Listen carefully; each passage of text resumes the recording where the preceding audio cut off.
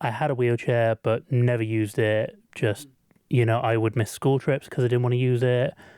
I would go out on Friday nights and end up having to call my mum to pick me up, and it wasn't until I went to university when I started to kind of embrace how much freedom it gives you and that it is actually an enabling tool. It is an aid, not something that takes away.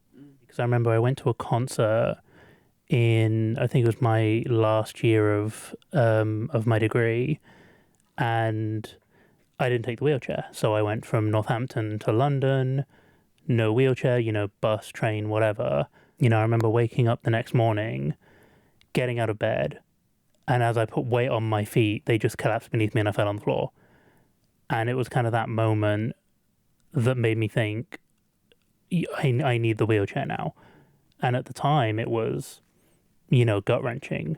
I have to use this thing. But as I started using it, I realized, I'm out with my friends the whole time. No one's having to wait around for me. I'm, just going out of my dorm room by myself and just doing stuff without having to think about any of it. So if I could do that amount of independence in that sort of wheelchair, I then started to think, well, what could I do with something better? Which then led to me starting the process of working with the occupational therapy team and people in UK at the time to get a wheelchair that was fully independent. And that's just opened up a whole new world to me. I always say to people that my wheelchair isn't a piece of equipment. It is an extension of who I am.